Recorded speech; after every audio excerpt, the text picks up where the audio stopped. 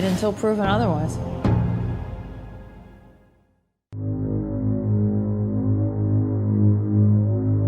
What happened? But just as Dr. G is wrapping up the autopsy, she gets a call from police, and what they tell her about Boris Ivanov turns the case upside down. Oh my gosh. I'm like, take a deep breath. I just can't believe this. It paints a whole different picture.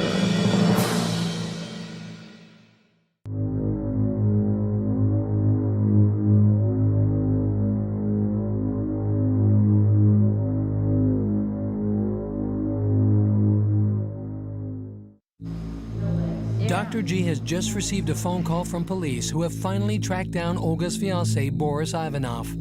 I hate to be prejudicial, but I can't imagine anybody doing this to her besides her fiancé. And what authorities reveal stops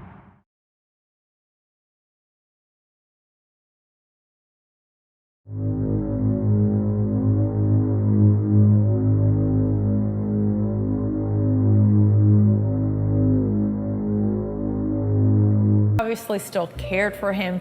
She's very worried that somebody killed him, and I'm hoping I'll be able to give her an answer.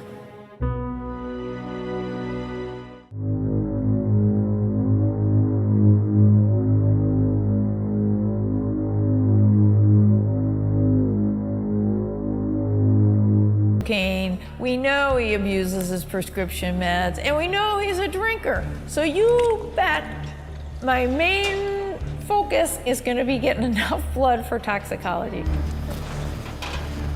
But even a rush job at the lab will take several days. So for now, Dr. G focuses her attention on Terrell's heart. His heart doesn't look that bad. The heart looks relatively normal. It doesn't look particularly big, and there was no abnormality to the valves or to the coronary arteries. So I don't...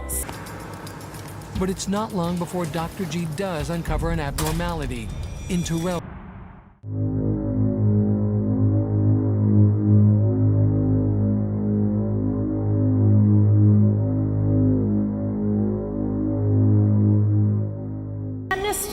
Was a fentanyl patch, but fentanyl is not made to be chewed and swallowed, and it was too strong. The amount that he got in his system was too much for him. As the powerful narcotic enters his bloodstream, the effect on Terrell's body is devastating. If you don't use the drug as prescribed to a T, you run a risk. They lead you down a path of addiction, and they can cause death. They are not to be played around with. I've seen those shattered.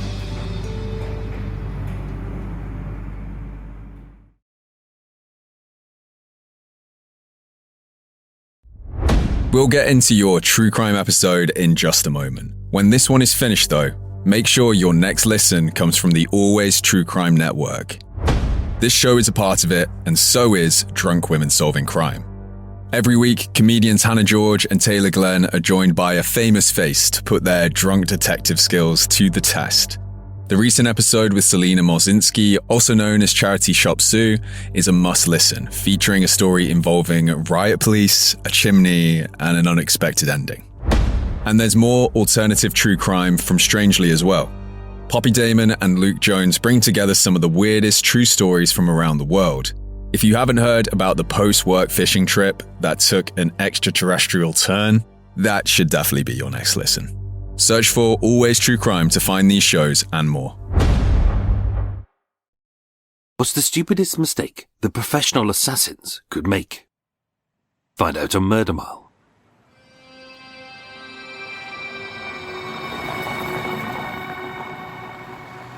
Today, I'm standing outside of the Marriott Hotel at 134 George Street, Marble Arch, W1. A few doors down from the senseless killing of the artist Harry Michelson. 2 streets north of the failed assassination of the ex-Iraqi Prime Minister, Abd al-Razak Saeed al-Naif. 2 streets south of the Blackout Ripper's first official killing. And a short walk from the green-fingered maniac. Coming soon to Murder Mile. situated on the corner of George Street and Fawcett Street, a discreet side street at the back of Edgware Road. The Marriott is a 4-star, 13-floored hotel, as used by businessmen, tourists, and a wealth of utter numpties who are only in town to blow their dole money at the casinos. All dressed in shiny gold suits, courtesy of Primark. They toss their £5 chips into the table like it's a cool £1 million. Evil eye their pied opponent, a bin man called Clive, like he's an evil agent of Spectre, and hug 2 octogenarian honeys called Enid and Nora, like they're Bond girls. Obviously, not the most beautiful Bond girl. I'm the money. Every penny of it. So it makes no sense that the victim, an inveterate gambler who lived and died here, booked himself into this venue, being one of several large hotels in the area which didn't have a casino. But he did. This was a cruel murder which initially baffled the police. It had all the hallmarks of a professional hit by experienced assassins who were hired to whack out a rival for the sake of money, revenge, and respect. Yet it ended with a cataclysmic cock-up, which showed these hitmen to be truly incompetent. My name is Michael. I'm your tour guide. This is Murder Mile. Episode 342. The Hitmen.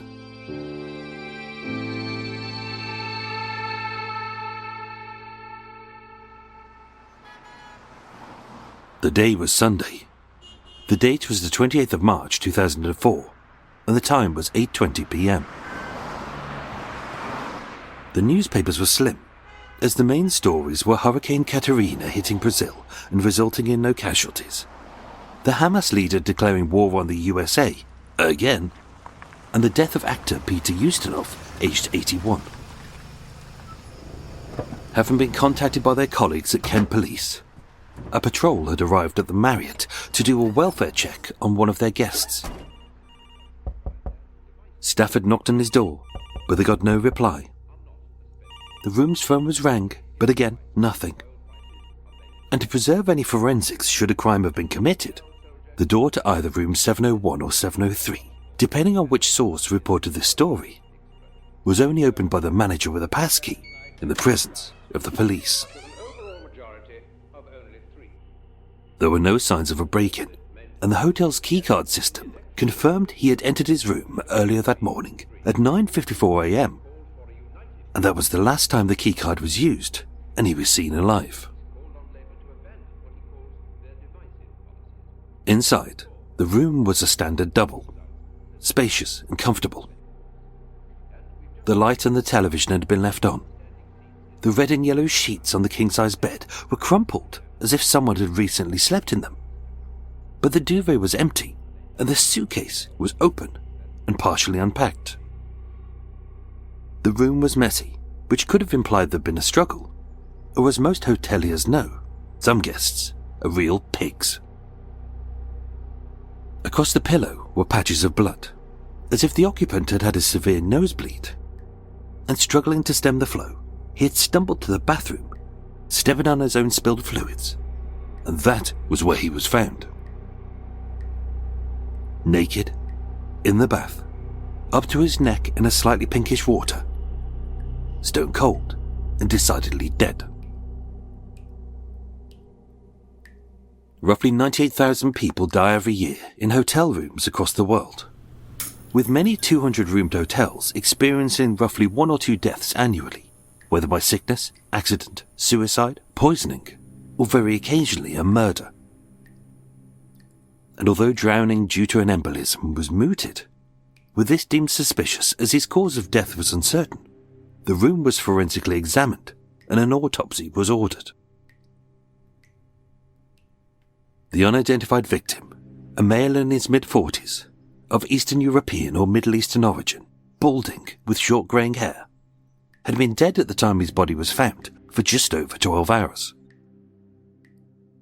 With blood and bath water in his airway, it was obvious he was alive when he bled, but close to dying by the time he got into the bath, which made no sense at all, as how did he get there and how did he undress? The hot water of the bath had caused his skin to swell and to redden, which had masked a series of faint bruises. Some looked as if he'd been grabbed, dragged, and others like he'd been beaten with fists. With his blood and saliva found on the pillow's underside, it was clear that he'd been smothered and manually strangled, possibly by 1 or 2 people. And although by putting him in a hot bath, that had eradicated many of the forensic clues, 4 partial lines of ripped out hairs at the wrists and ankles and faint traces of adhesive suggested he'd been bound with duct tape, later removed after his death. The pathologist concluded he had not died by natural causes. With no witnesses to the killing or clues to his killers, police determined this was a professional hit, most likely a mafia or gangland killing. But what baffled them further was the victim's identity, as he checked in using a Greek passport. He had an Israeli passport under the name of Yermia Yonateyev and a Russian one under the name of Simeon Turkov. His identity was so confusing, his death was registered by the Westminster coroner twice under both names. But with his blood matching a profile on the DNA database, his true ID was later confirmed.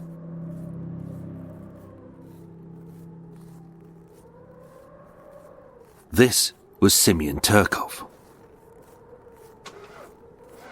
Born on the 17th of March 1958 in Russia, Simeon Turkov, also known as Simon, was raised in Cold War-era Moscow, right through to the beginning of the collapse of communism in the late 1980s and the slow dissolving of the Soviet state in 1991, when democracy mistakenly seemed to have changed Russia for good.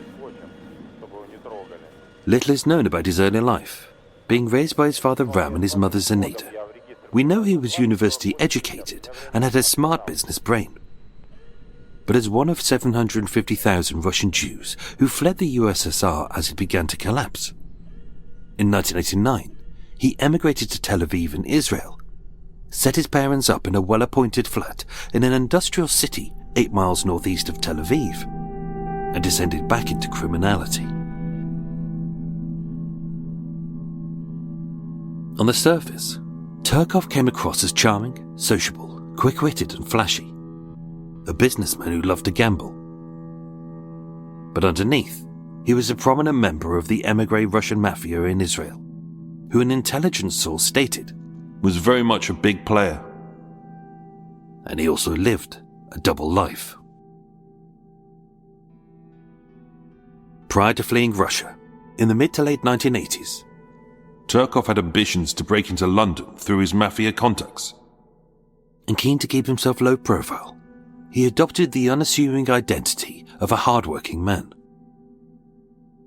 In the mid-1980s, he married Maureen McShane.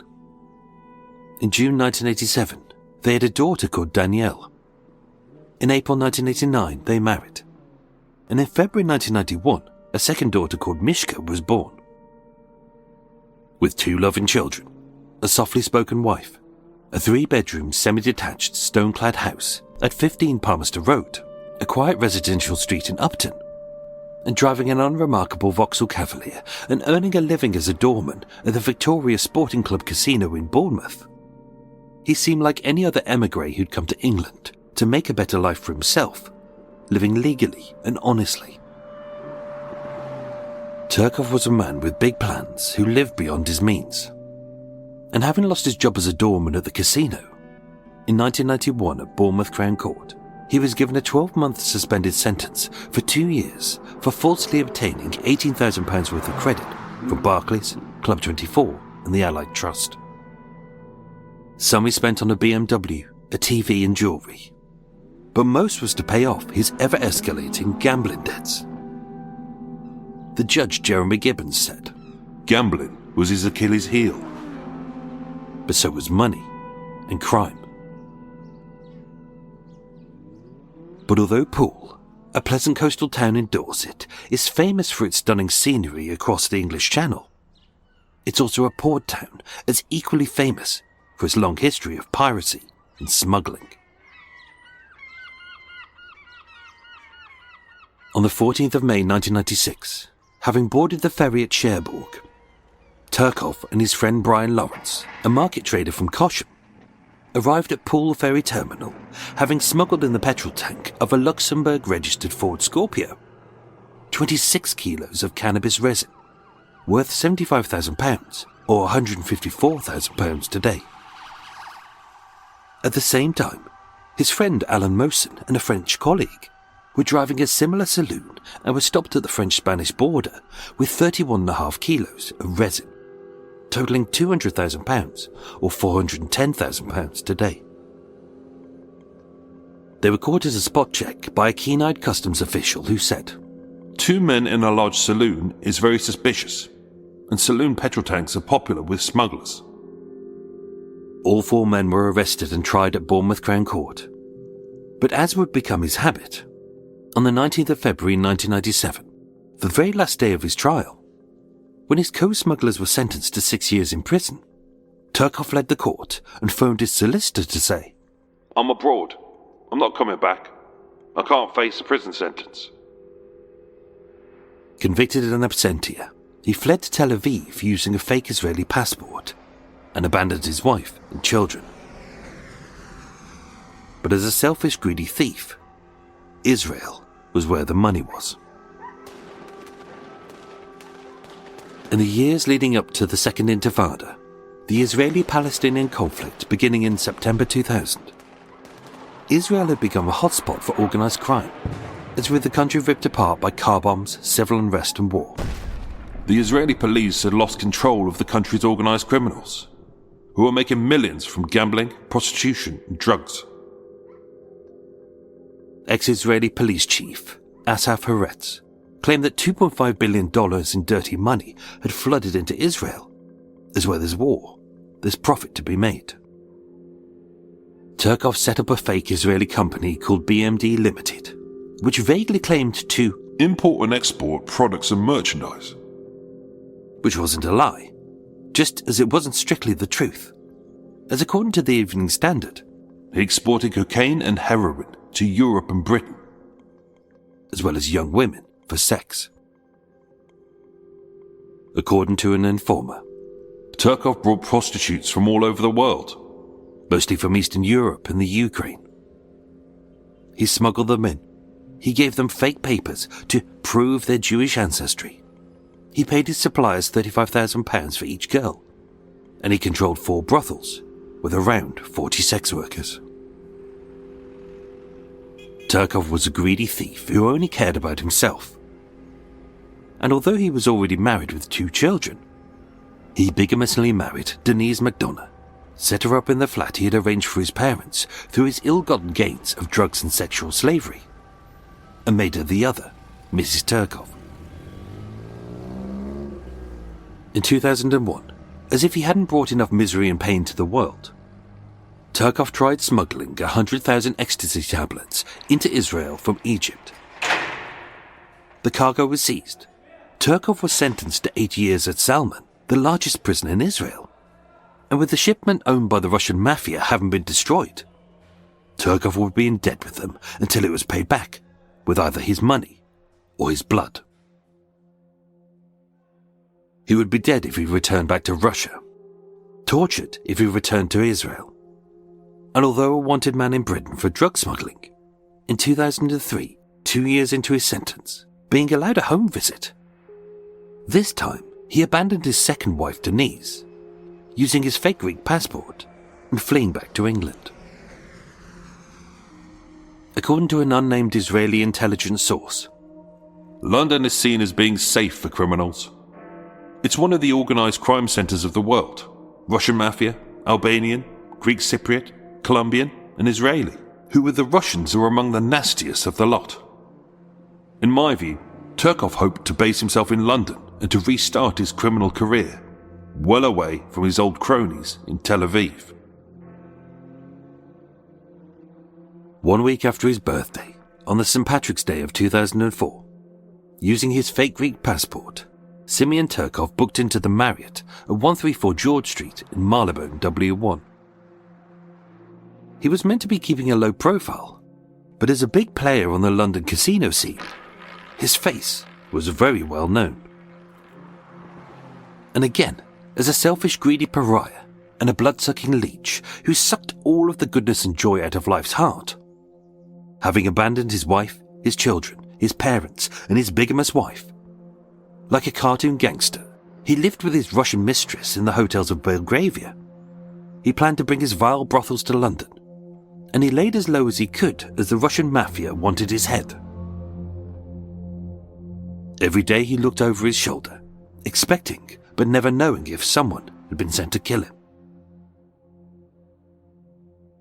But oddly, it wasn't the gangsters, the pimps, or the drug dealers who ordered his death, but a rival gambler from Belgium called Misha, who he owed £200,000. As with all professional hitmen, almost nothing is known about them, as unlike Turkov, the attention-seeking, champagne-swilling playboy gambler, their job was to stay off the radar and remain anonymous. The first was Andrei Milnikov, who looked more like a surfer than an assassin, and had only appeared in the newspapers twice in his early years. In 1993, when, as an English teacher, he chaperoned a group of Russian school children on a 40-day placement in New Jersey. And in 1995, when, as a hot dog vendor in Moscow, he spoke to the press about his disinterest in voting in the upcoming free election. As for the second, 53-year-old Michael Antonelli, a businessman from Antwerp in Belgium, nothing is known about his life or his crimes, but both men were suspected of being Russian mafia. On Saturday the 27th of March 2004, just a few hours before the killing, using fake but perfect passports, the hired assassins, Milnikov and Antonelli, entered Britain via the ferry port at Dover just before midnight. Their entry would go unnoticed by customs. They would deliberately break no laws such as speeding, so as not to rouse any suspicion. And having murdered Turkov as agreed, they would head back to Calais in less than 24 hours, and using a nondescript day return ticket, they would vanish into Europe. They would be fast, efficient, and low-key. In a phone box outside the Marriott Hotel, Milnikov called Turkov's mobile. Moments later, Turkov arrived in a taxi, and according to the driver, He looked anxious and agitated. the CCTV captured all three men meeting. And to make it feel comfortable, but also maybe for the cameras, they embraced him warmly as a friend, and all three of them went into the Pickled Hen, the hotel's bar, where they sat drinking coffee and whiskey, reminiscing about old times, and generally having a pleasant chat. As the night headed into the wee small hours of Sunday the 28th of March 2004, the three men headed to the Gloucester, a Grosvenor casino inside of the Millennium Hotel on Harrington Gardens in South Kensington. And being seen on CCTV walking together along Gloucester Road at 3:45 a.m, this aroused no suspicion, as London can be a 24-hour city if you know where to look, and for many tourists, they do. Milnikov and Antonelli made Turkov feel comfortable. They got him drunk, and they made sure he had a good night as a false sense of security, as if a hit hadn't been placed on his head. They drank, but never to excess. They chatted, but were never loud. They dressed down and were never flashy. And only placing small bets, they were polite but forgettable to the casino staff, having blended into the crowd. At 9:05 a.m, Turkov travelled back to the Marriott alone. The black com cab arrived at 9:05 a.m, and as he sat alone in the hotel lobby drinking coffee, at 9:50 a.m, he took the lift up to his room on the 7th floor. Moments later, with no witnesses hearing a single sound, Simeon Turkov was murdered. With no damage to the door, and with so many guests checking out at around that hour, no one saw his assassins enter his room, so either they'd knocked and been invited in, or they'd acquired a spare key.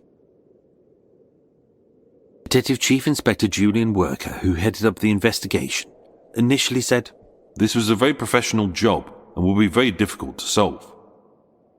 In a public appeal, he continued, "We're trying to piece together his last movements, and to trace the man he was seen walking along Gloucester Road with in the early hours of the Sunday morning. I'm seeking a black comp cab who dropped Mr. Turkov at the hotel at 9:05 a.m. If you're a cab driver and were working in the area, do you recognise the two men? Did you pick them up? Even in the early hours of Sunday, this is a busy part of London, and I'm confident that there are people who can help." as so far, the assassins had done everything to remain anonymous.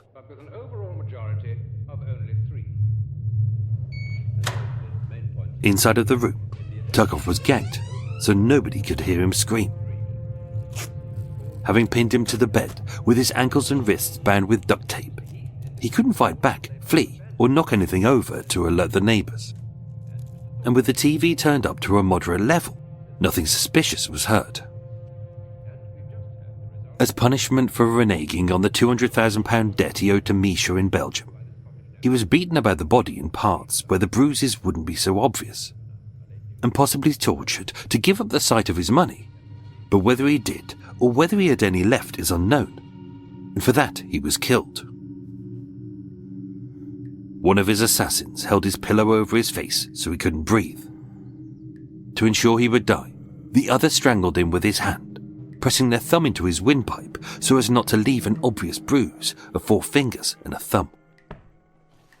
And with him bleeding and barely breathing, they stripped him of his bloodstained jeans, Versace belt and jacket, dragged his limp and lifeless body to the bath as he bled, and barely being conscious and unable to hold his head up straight, in the hot water, he sunk. Anyone who would have found him, lying there, maybe with a glass of whiskey, cocaine in his night bag, bleeding from his nose and with no clear bruises, would assume that he'd overdosed and died. It was a textbook hit, which gave the assassins enough time to flee, and with it initially seen as suspicious but likely a suicide or an accident, the police wouldn't be looking for a killer. But several questions were left unanswered by the crime scene. If he was unconscious, how did he get from the bed to the bath? Why was his blood and saliva on the underside of the pillow? Why did he have adhesive tape glue on his wrists and ankles? And most baffling of all, given the fact that he looked as if he'd had a nosebleed and had drowned in the bath. Why did he remove the hotel stationery from the room? How did he get in using the room key, and where was it now? And how did he undress before entering the bath? And where were his clothes? Dead men don't go to laundrettes, and they certainly don't dispose of their own rubbish. But these were small mistakes, innocent little slip-ups which no one would notice for hours, by which time, with the unseen anonymous assassins already heading back to the Dover ferry port to catch their pre-arranged return trip back to Calais, into Europe, they would then vanish. Their escape was perfect. They left the Marriott at different times via separate exits, no later than an hour after the murder. Meeting at a predetermined spot, far from any cameras, they drove away in a Mercedes they'd rented for the day, and at a legal speed, they drove towards the ferry terminus. It was precision personified. And then, they made a massive cock-up. At the tollgate service station near Gillingham in Kent, a small but serviceable petrol station on the A2 at the Gravesend Road, Michael Runter was busy washing his car when a Mercedes pulled up beside him, and in broad daylight, 2 men talking in Russian, which for many is odd enough, opened their car boot, and with one of them wearing bright yellow marigold gloves on his hands, as if he'd just been washing his dishes, he pulled out a yellow carrier bag, dumped it into a wheelie bin, and drove away. Either he was a germaphobe with some rubbish to dispose of, or this was something sinister. Uncertain of which, Michael peeped inside the bin, and spotting some blood-stained towels, he called the police. Underneath the towels, used to clean up the crime scene, forensics found a real treasure trove of evidence, such as Simeon Turkov's bloody clothes, a receipt for the hotel bar where they'd shared a drink together, a set of complimentary hotel stationery, and most bafflingly of all, the key card to the murder scene. As planned, the hitmen drove to Dover, hopped the ferry to Calais, and again going their separate ways, with Antonelli heading to Antwerp and Melnikov to Tel Aviv. They believed they'd got away with murder. But at 8:20 p.m. that very same evening, officers arrived at the Marriott, concerned for Simeon Turkov. DCI worker initially stated, It was a very professional job and would be very difficult to solve. but with access to the room, the keycard, and the hotel's CCTV, even though at that point they had no idea who the victim was, with camera footage of the assassins dumping their rubbish, they worked backwards to link them to the hotel, forwards to find out where they'd fled to, and soon enough, the assassins were identified.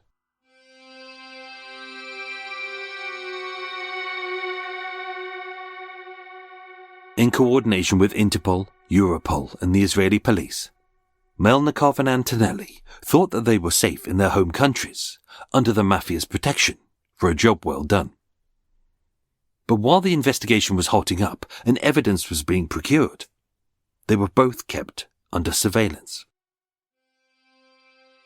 On the 13th of April 2004, barely 2 weeks after the murder, in a coordinated swoop, both men were arrested. Antonelli at his workplace in Antwerp, Melnikov on a street in Tel Aviv, and being held on international arrest warrants until they could be extradited back to Britain. They were later questioned by British police. Charged with attempting to pervert the course of justice, false imprisonment, conspiracy to murder, and murder, 53-year-old Michael Antonelli and 31-year-old Andrei Melnikov were tried at the Old Bailey. Richard Whittam for the prosecution stated to Judge Richard Hone QC, This is an extraordinary trial. It is only before you because of the vigilance of a member of public who witnessed the disposal of the evidence, which allowed police to detect Mr. Turkov far earlier than they would have done. And even though Melnikov and Antonelli denied murder, both being found guilty, on the 25th of July 2005, they were both sentenced to life terms for a minimum of 20 years and to be deported upon their release. As far as we know, the Russian mafia never successfully launched a hit on Simeon Turkov's life, and it is said that the £200,000 debt he owed belonged to Michael Antonelli, although this can't be verified. As of today, Andrei Melnikov remains in a British prison, although he is currently eligible for parole. But having served 17 years of his 20-year sentence, on the 9th of February 2001 at HMP Long Lartin, a maximum security prison, Michael Antonelli, who was then 89, contracted COVID-19 and he died 6 days later. Had they been better as hired hitmen, it's likely that Melnikov and Antonelli may have evaded capture.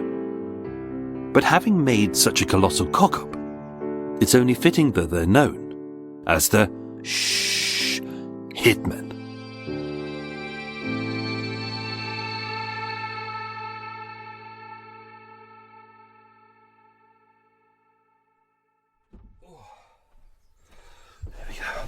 Oh, there we go, folks.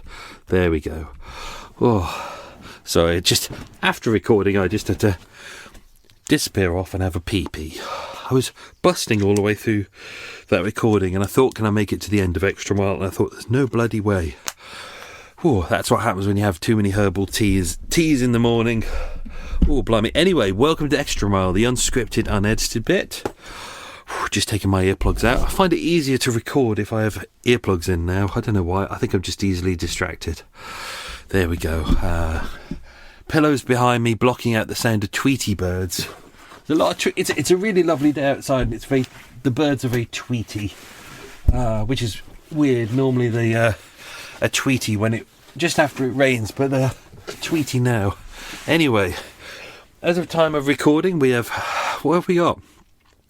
I think we've got roughly 10 days until the locks ahead of me is meant to be open.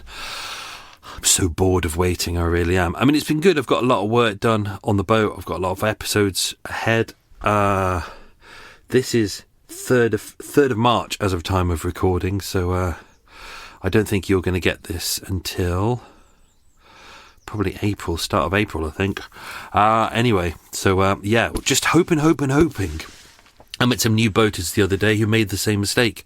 Brand new boaters turned up, and the Canal and River Trust who run the waterway, they have a map, and the map is meant to tell you what is going on at the moment, but it's not. There's the map for some reason tells you bullshit like, oh, there's an event on this day, and oh, be careful, the police are doing some underwater work, oh, like that, unimportant stuff. But the winter repairs to the waterway is on a list, but they don't update the list on the map. It's really annoying. So these poor bastards, really lovely people, brand new, trying to make their way to Birmingham, and they can't. They're stuck. Oh, anyway. As of time of recording as well, because I'm way ahead, you will only have known this if you went to the social media. Unfortunately, the True Crime Fest is cancelled, which is really, really frustrating and really annoying. It could have been really good. It was meant to be a kind of a antithesis to CrimeCon. I know this because it was my idea. It's the whole thing, the whole premise was my idea that I sent to other podcasters at the start of 2002 after CrimeCon. And the whole idea was, keep it simple, a one-day event, £50 maximum. You start it no earlier than 10 a.m. You finish no later than 6 p.m. so people can get trains home. Keep it nice and simple. And to help out us podcasters, because we kind of put in all the work on it, that the ticket sales go to cover us. And I'd sent this to all podcasters at the end of probably the start of 2022. And it was my idea and I really worked on it really hard. But then I couldn't kind of pull it together, so I kind of left it.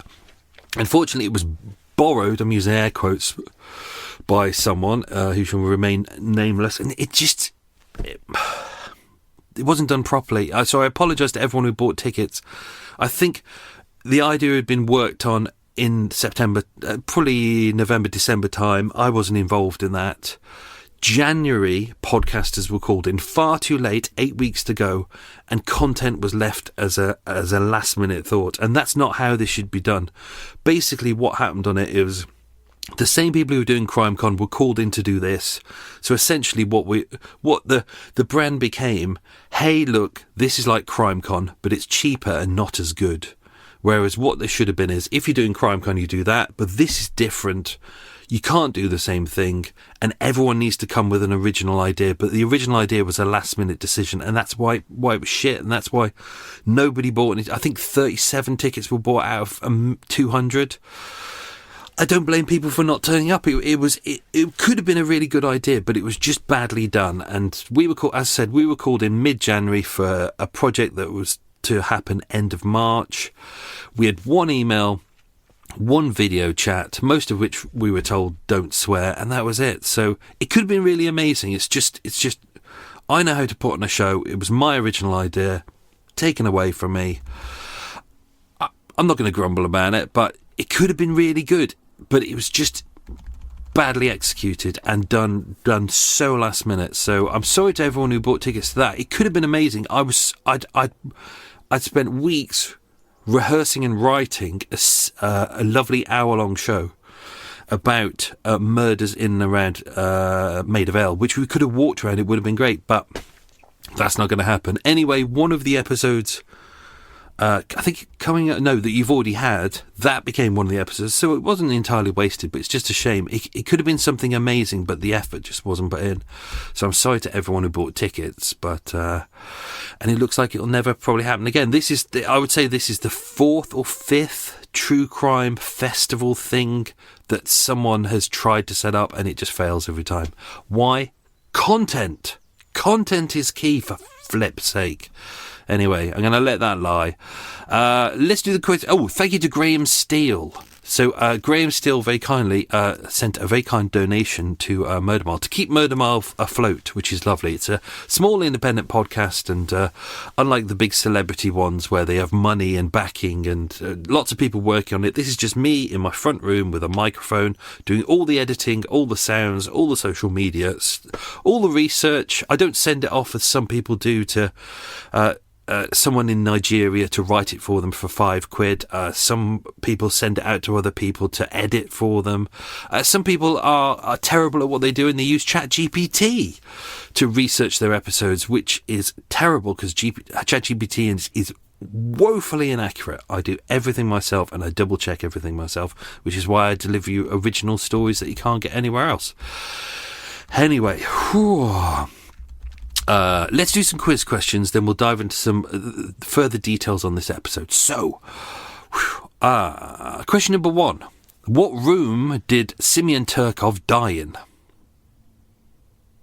Question number 2. Roughly how many people die each year in hotel rooms across the world? Question number 3. The average 200-roomed hotel experiences how many deaths a year?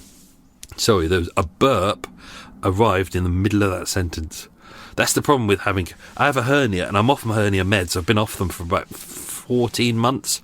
I'm trying to do everything to not be on the meds because the meds are horrible shit. So I'm doing everything not to be on them.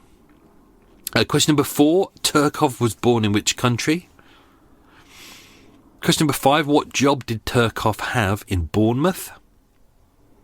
Question number 6. What did Turkov claim his company, BMD Limited, vaguely did?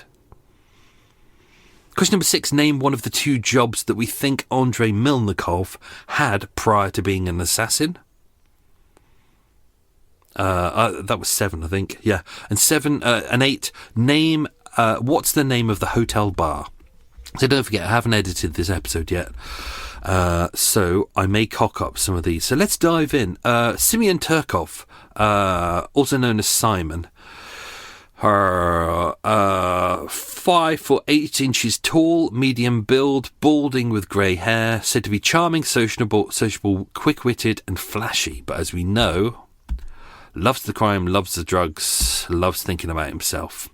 So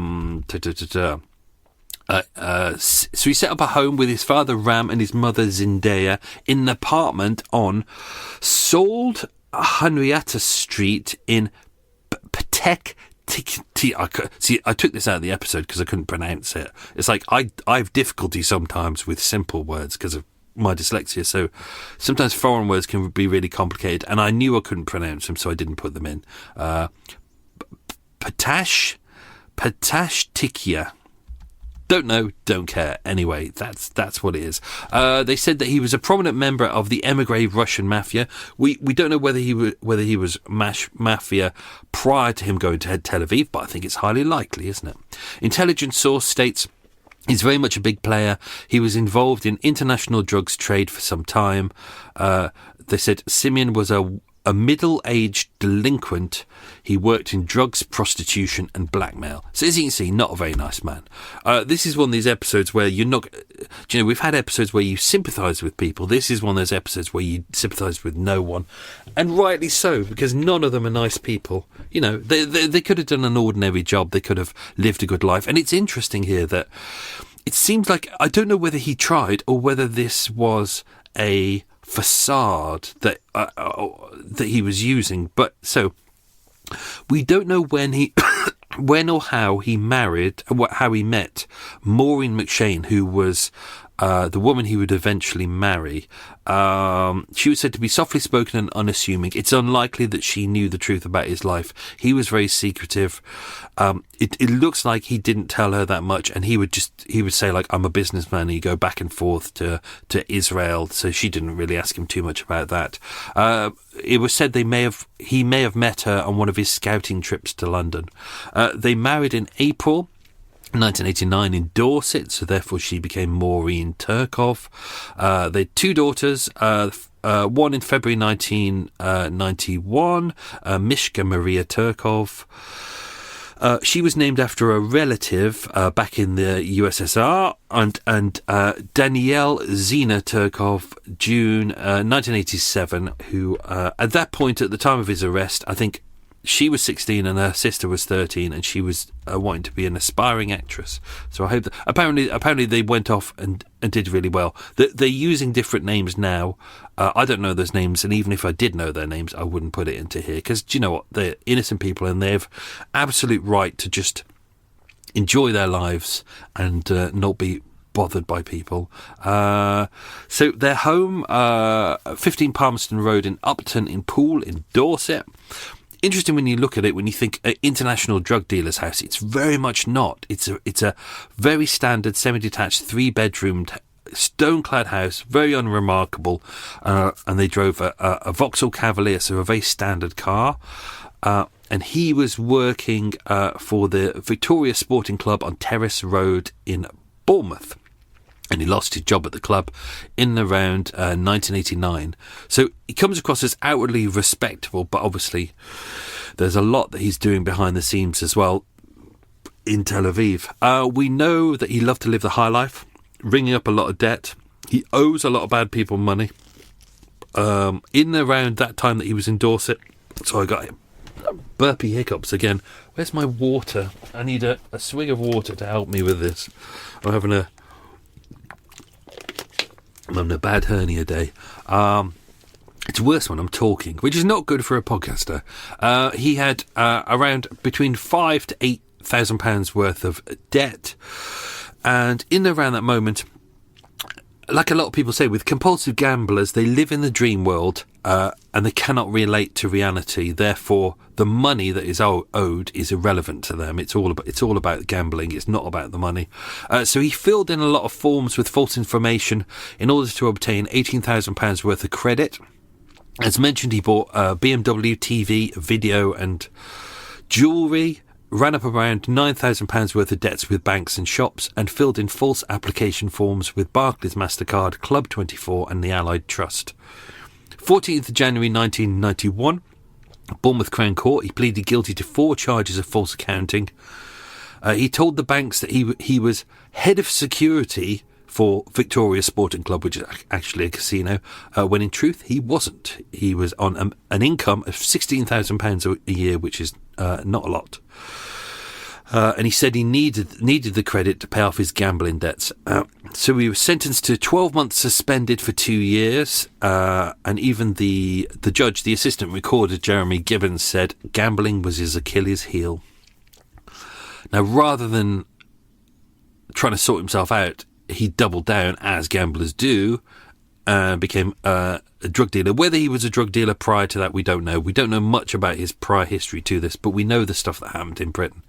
So with market trader Brian Lawrence, who was either 30 or 38, depending on the press just seems to come up with or whatever bullshit they feel. He was from Kosham, and Simeon Turkov, known as Simon, who they call an Israeli businessman, 38, of Maple Road in Poole, later of Rosemary Road in Parkstone. On the 14th of May 1996, mentioned this in the episode, they were smuggling in a good couple of kilos. It was, 56.5 kilos of cannabis resin in the petrol tank of a Ford Scorpio, which was registered in Luxembourg. Roughly around £200,000 worth of cannabis. It wasn't done by a tip-off. Literally was a keen-eyed customs official, did a routine spot check. He saw, as he says, 2 men in a large Ford saloon is very suspicious, and saloon petrol tanks are very popular with smugglers. Therefore, he stopped them, checked the car. Obviously, the dog goes round and they check the car. They found that they had some friends travelling down to the French-Spanish border, and they had them collared as well.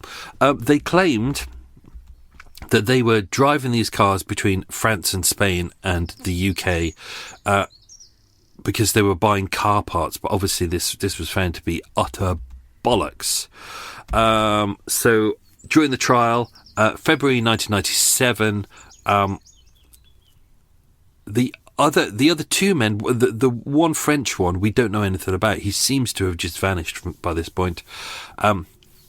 They all denied smuggling. For some reason, he seems to be on bail for this. So even though he's in court for drug smuggling a hell of a lot of money, he's bailed at this point and he's not on remand. And at the final day of his trial, he just vanished.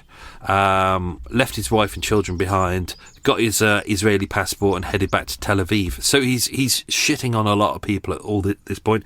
These could have been the guys who could have ended up killing him as well. If you think about it, they ended up serving 6 years in prison for drug smuggling, and he got away scot-free. And it was likely that it was his idea as well. Let's have a look. So it goes back to Israel. This is as mentioned, it's in and around the time of the Second Intifada, where there's the Israeli-Palestinian conflict is hotting up, and as it is now. And even with the police, they say, you know, when there's war going on and cities are being blown up and there's car bombs and executions, this is a time where the criminality comes in, because the police are looking the other way. The police are focusing on all the horror that's going on, and they know that criminals can make a lot of money from gambling, prostitution, drugs, the full work. Hence, even the ex-police chief said that recently $2.5 billion worth of dirty money had been invested in Israel, as where there's war, there's profit to be made from criminality. And even the former Israeli energy minister, at around that time that we're covering this case, he was on trial accused of trying to smuggle in 32,000 ecstasy tablets disguised as M&M chocolates into Israel from the Netherlands. So it's big business. That's the thing, isn't it? I know some people praise criminals. Oh, yeah, clever criminals. Oh, yeah, they do a great job. Oh, yeah, smart. But they thrive on misery. And although they love to turn around and go, oh, well, I'm a family man, I'm doing it to support my kids. Piss off. You go and get a proper job if you want to support your kids, to make sure that you're always there for your kids, as opposed to them going, oh, I need to go and see dad this week. I'm going to go to prison on the prison opening hours or visiting time. Do you know, if you're a proper father, you do it properly, you get a proper job. And even though it may not earn you enough money, at least you're there every single night for your kids. Whereas a criminal father, they're doing it for themselves, aren't they? They're doing it because they want the jewellery, they want the flashiness, they want to be seen as a big-time criminal, they want the kind of the movie star life that they see on telly of all these criminals, and that's all it's about. It's just about them. They're selfish little shits, and they don't give a crap about anyone who they shit on. Well, as you can see, especially with Simeon Turkov, like, yeah, he died in this, but who gives a shit? You know, he's someone who was taking women from Eastern Europe and Ukraine and Eastern Russia and bring them over. He says importing them, but I think we know what importing means. It's lying to them, bring them over here and then forcing them into the drugs trade, and probably getting them on drugs. Therefore, they become reliant on drugs. Therefore, they can't escape. And what happens? It's like when they've served years as a prostitute and they're exhausted and knackered and high on drugs. It's not like at the end they go, okay, well, you've served your time, thank you very much, you can go home. It's like a lot of them get overdose because they're on drugs for such a point. Many commit suicide. Many, if they do escape, they have emotional traumas, things like that. They don't give a shit. The criminals don't give a shit about this. This is just a commodity to them. So, there's no one in the story that anyone should feel sorry for at all and go, oh, boo-hoo. Yeah, this guy died. Who gives a shit? Simple as that. If he was a nicer guy, if he was just the regular guy at the start who was working for a casino and trying to hold down a regular job for his wife and kids, great, brilliant. I haven't got a problem with that. Drug dealer, go screw yourself.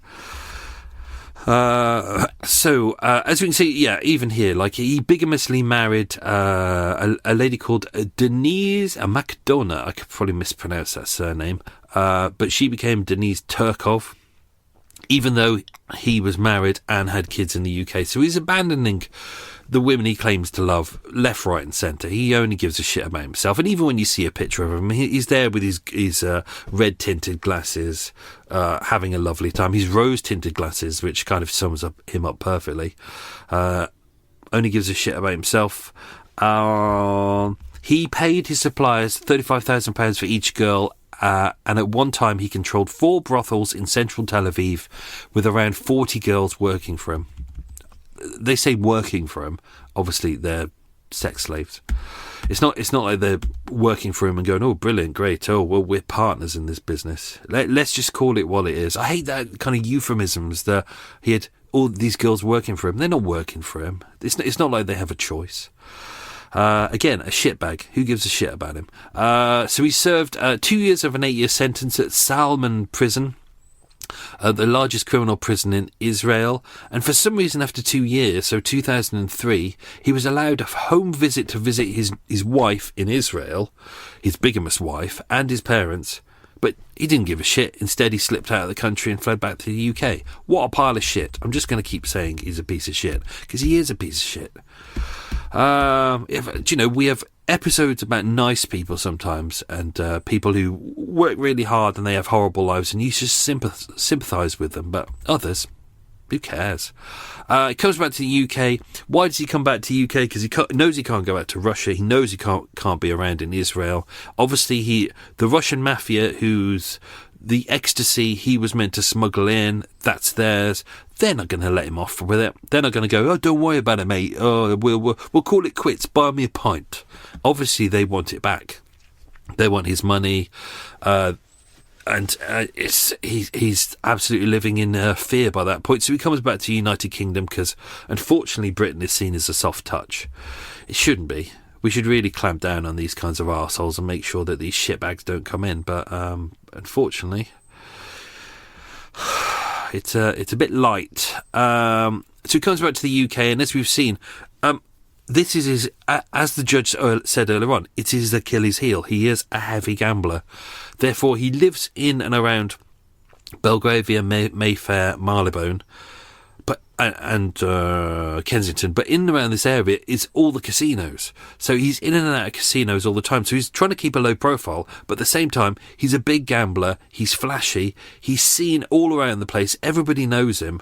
And between September 2003 and March 2004, so not even a year, like 3/4 of a year, he'd racked up debts of £200,000 to. This is where it gets a bit lost. Some of them said it was Russian mafia, which it could be. In some reports, it says it's a man from Belgium called Misha, but in another report, it says it's Michael Antonelli, who we know owes the money to, who is the assassin. So there's 3 different versions. So I've had to put kind of 3 versions in here because again, with the press, there's no clarity. They just put down whatever they want and then they print it, and then who cares about the mistakes? So Misha could be Michael Antonelli, which is, Misha, M-I-C-H-A. His name is M-I-C-H-A-E-L. So that could be Misha. Oh, ducks having a fight outside. The hotel, the Marriott, even though it's 4-star, it's not one of the pricey ones. It was £240 a night, which is about average for London. Try and find a place to stay in London for less than £200 a night. It's not easy. The casino that they went to, the Gloucester in the Millennium Hotel on 4 to 18 Harrington Gardens, South Kensington. There were several around them. Obviously, you got Aspinalls in Mayfair, another Grosvenor in St Giles, another one, the Victoria, which oddly is on Edgware Road. So the hotel he was in was right next door to this one. But for some reason, they went to the one at the Millennium Hotel, which is only about a mile and a half away. But why go there? Why not go to the one next door? And why didn't he go to the hotel attached to the casino? Anyway, doesn't make sense. As you can see with the assassins, they've timed it. They've kept everything really short. They're in and gone in, I think it's about 18 hours in total. Or probably less. I think it was about 12 hours in total. They keep everything low key. They deliberately try not to break the law. They try not to be seen. He's clearly nervous about meeting them, or at least one of them, but they're deliberately trying to make sure that he comes across as calm, because I think they know that everyone's going to be watching them and they're going to be seen on CCTV. Therefore, they need to make sure that he seems calm. Therefore, with them being calm, therefore no one kind of suspects them and just thinks, oh look, there's some guys just having a nice time going out to the casino, lovely jubbly, and then back to the hotel room where the murder takes place. Obviously, even though they didn't know who he was, it took 11 days for the police to identify him, as he'd registered into the hotel under his false name. So it was the Greek name on the Greek passport, but inside his suitcase they found his Israeli passport, but also his Russian passport as well. So it took 11 days to work out who he was. And even if you go to like an Ancestry website now and you type in both names, you will see that Westminster Coroner's Court registered both deaths under his one alias, but his one true name as well. So yeah, it just shows how fast things happen. And the bungling bit at the end, I thought that's why I like this story, is the fact that I think a lot of people love to go, oh yeah, criminals, aren't they great? Yeah, oh, look at the assassins, they're smart, they know how to kill people. Oh yeah, but they all make mistakes. It's like I think they did okay in The Room. There was a couple of mistakes, but it was mistakes where they knew that forensics and the police would solve it eventually. So these would be little things that they'd eventually solve, but wouldn't be a problem. But it's this next bit. It's clearly they're driving from London, they're driving down to Dover. So, what's that? 50, I've got it written down here. 52 miles, about 1 hour. And you can go main road, but you can go side roads as well. And they were going kind of side roads. They went down on the A2, and then they went to Tollgate service station near Gillingham in Kent, which is a 24-hour Shell petrol station. And it's not big. It's not one of these massive ones that you find on the motorway, which has like a Costa Coffee and a McDonald's and all that. It's one of these small petrol stations with probably 6 pumps on the side of an industrial estate. And there's probably space for maybe 3 or 4 cars. And and there's not really space to hang around as well. So one guy was washing his car.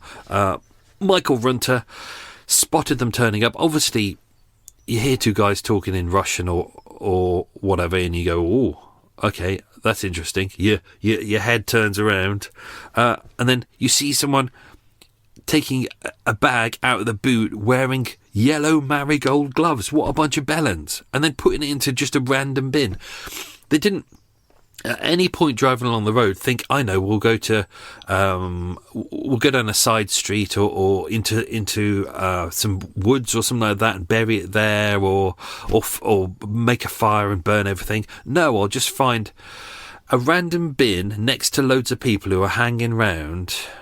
You know, it's a Sunday, so it's not like it's a weekday and it's going to be quiet. It's Sunday afternoon, so everyone's going to be out washing their car or filling their cars full of petrol. And they chose at that point to go, I know, I'll put all the bloody clothes into the bin, as well as the bloodstained towels used to mop up the crime scene, as well as a receipt which links to the murderers, to the victim, and the passkey to the room itself.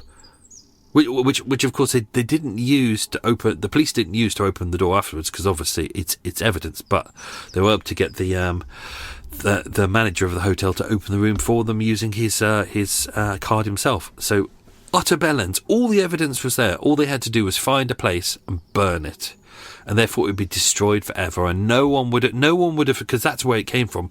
Spotting that bag, the police obviously used CCTV and tracked backwards to find their way back to the hotel, and then tracked their way forwards to work out that they went to Dover and then to Calais, and then from there French police were able to track them, splitting off in different directions. So that moment is what collapsed everything. Utter idiots. I think that's all I want to say about that. I think I'm done on that, folks. They were both held on international arrest warrants and were kept in custody while extradition proceedings began. They were questioned separately because of the timings. So, what's his name? Michael Antonelli, because he was in Antwerp, so obviously Belgium, so that's kind of easier and nearer. He was questioned on the 29th of July 2004, and Andrei Melnikov, because he'd gone back to Israel, and that's a lot more difficult. He didn't arrive back in the UK until the 7th of December 2004. And he appeared at Bow Street Magistrates Court on the 8th of December 2004. I think that's it. Yes. I think we're done, folks. So let's go back to the quiz questions, and I can start editing. And then I'm going to go into Berkhamsted, local little town, to meet my friend War Hero, a.k.a. If people are from Nottingham, Sam and Eli's dad. We're going to go and have some beers and some food, and I'm going to record some more of my little videos. I do little videos which I'll do around the country. Every time I pass a little village, I try and find a new murder that's happened years ago inside these little villages and post like 1-minute videos, and people seem to like them, so I'm doing some more. So I've got 3 more to film down there, and all of them are grim and horrible. Right, let's do the quiz questions. Question number 1. What room did Turkov die in? Well, there's a confusion here. It's either room 701 or room 703. The press couldn't seem to make up their mind, so I've had to put both in there because I couldn't find a photo or anything which clarified which room it was. So it's either 701 or 703. Question number 2. Roughly how many people die each year in hotel rooms across the world? It's 98,000. So if you were within, let's say 10,000, I'll give you that. Question number 3. The average 200-room hotel experiences how many deaths each year? On average, roughly around 1 or 2. Which is not bad. Question number 4. Turkov was born in which country? I mean, this one was easy because I've had to mention it quite a few times just then. Russia. Question number 5. What job did Turkov do in Bournemouth? He was a doorman at a casino. Question number 6. What did Turkov claim his company, BMD Limited, vaguely did? He said it did import and export. Well done, well done. Almost every company is importing something or exporting something. It's so vague. Question number 7. Name one of the 2 jobs that we think Andrei Melnikov had prior to being an assassin. He was either an English language teacher or a hot dog vendor, which is all, that's the way forward, isn't it? You sell hot dogs and then you become an assassin. And question number 8, what's the name of the hotel's bar? It was the Pickled Hen. So there we go, folks. I hope you enjoyed that episode, if indeed you can enjoy an episode about, well, yeah, I guess you can. He's a criminal who was got rid of. So, we can enjoy this one. So that's it, folks. Have yourself a good week. Stay safe. Be good. Thanks for supporting the show. It's much appreciated. Lots of love. Bye. Want more true crime? This podcast and loads more are part of the Always True Crime Network. It's packed with box sets to binge and twisted tales you won't find anywhere else. Find your next podcast obsession at alwaystruecrime.com.